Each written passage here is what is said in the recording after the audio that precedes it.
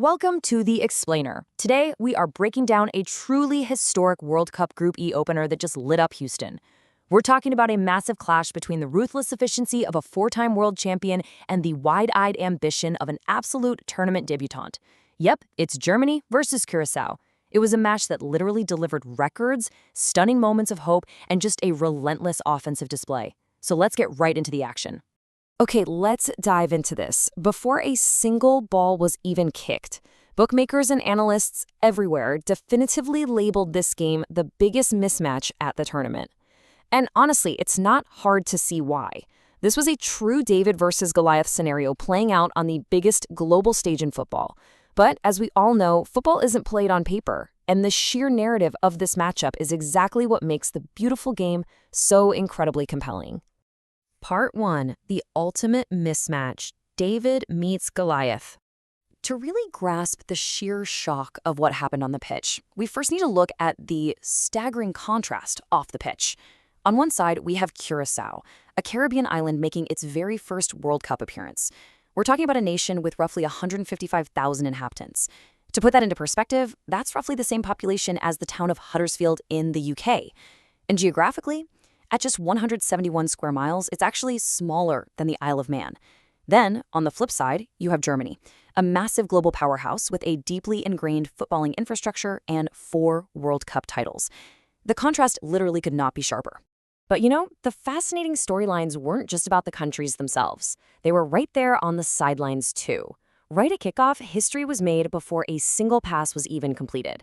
Curaçao's boss, the legendary Dick Advocat, officially became the oldest coach in World Cup history at 78 years and 260 days old. It's just a brilliant testament to his enduring passion for the sport. And that veteran theme, it actually continued right across the pitch to the German side. Standing between the posts for Germany was the iconic Manuel Neuer. At 40 years old, Neuer wasn't just appearing in his 5th tournament. He actually surpassed the great Lothar Matthäus to become his country's oldest ever international player.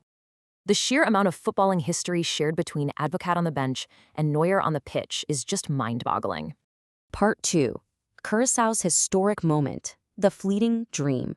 The first half, well, it was an absolute roller coaster. Just 6 minutes in, it looked like business as usual. Germany took the lead with the tournament's earliest goal so far, a delightful, curling effort from Felix and Amsha. But then, magic happened. At the 21-minute mark, Curaçao shockingly answered back with an equalizer from Lavano Comenencia. For 17 glorious minutes, there was parity. The Minnows were holding the machine. It wasn't until deep into first-half stoppage time that Kai Havertz converted a penalty to restore Germany's lead, which was then immediately followed by a Jamal Musiala strike just 69 seconds into the second half. And this brilliantly illustrates the raw, unfiltered emotion of that brief period of parity. The blue wave jubilantly celebrating Comencia's 21st minute strike. It was this stunning left-footed drive from the edge of the box that deflected past Neuer. In that exact moment, they wrote their names into their nation's folklore. Honestly, it didn't even matter what happened next. For that brief window of time, the ultimate underdog stood toe-to-toe with the giant and shocked the world. Part 3. The machine wakes up, a 7-goal blitz. The turning point actually came during a mid-half hydration break. That little pause gave Julian Nagelsmann's unsettled squad the chance to reset, and what followed was a ruthless shift in momentum, an absolute blitz. Once Germany regrouped, their fresh attacking impetus proved entirely too much for Curaçao to handle. We saw Nico Schlotterbeck smash in a flashing near-post header. Havertz calmly slotted home his penalty. Musiala darted in an angled finish. Left-back Nathaniel Brown lashed home a stunning volley. Substitute Dinis Undav swept in a 6th, and then he set up Havertz for a delightfully dinked 7th goal. Just a complete masterclass in varied, relentless attacking football. And this dominant performance wasn't just a flash in the pan against a smaller team. It's a clear indicator that Germany has found a highly effective system under Nagelsmann. With this victory, they've extended their winning streak to a phenomenal 10 straight matches since a defeat to Slovakia back in September. They are clicking at exactly the right time, looking exciting and dangerous with virtually every forward movement. Now, what's really interesting about this slide is how history repeats itself. This exact 7-1 scoreline echoes perfectly with Germany's legendary semifinal win over Brazil back in 2014, which, by the way, happens to be the last time they lifted the trophy. Furthermore, this massive goal haul officially propelled Germany past Brazil as the tournament's all-time leading scorers, sitting at a towering 239 goals. Part 4. The road ahead. Bitter-sweet reality. So, the crucial point here is that despite all those offensive fireworks, there is a glaring, lingering concern for Germany. They have now gone 7 consecutive World Cup matches without keeping a clean sheet. That's enough to make any coach nervous, right? In fact, it's their longest run without a shutout since 1970. Analysts noted that while they were brilliant going forward, they looked a bit too open at the back at times. Against more ruthless, experienced opposition, those defensive lapses could be heavily punished. As for Curaçao, well, they do walk away with an unfortunate record, the first debutant in 72 years to lose by 6 goals in their opening match. But it is far from a completely dark picture. They showed incredible spirit and genuine attacking enterprise.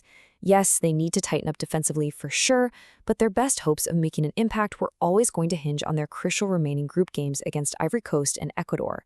They've chased to the big stage, they've scored a goal, and they have something very real to build on. To really ground all these explosive statistics in the beautiful human reality of the sport, we just have to look at this poignant quote from Curaçao's manager, Dick Advocat. He said, "Despite this 7-1 outcome, the joy of the fans is fantastic. This is not a disgrace. We can still be proud." And you know what? He is absolutely right. Just being on that world stage, feeling the pride of simply being there and watching their team score against one of the titans of the sport, that is a triumph in and of itself. Which leaves us with this massive, provocative question as the tournament unfolds. Will Germany's undeniable attacking machine be enough to overcome those lingering defensive flaws to claim a 5th World Cup? Or will those tiny cracks at the back eventually prove fatal when they face tougher, more clinical opposition? It's the ultimate puzzle Nagelsmann has to solve. Thank you so much for joining me for this explainer. Keep your eyes on Group E, keep exploring the tournament, and I'll see you next time as we continue to break down the biggest stories in world football.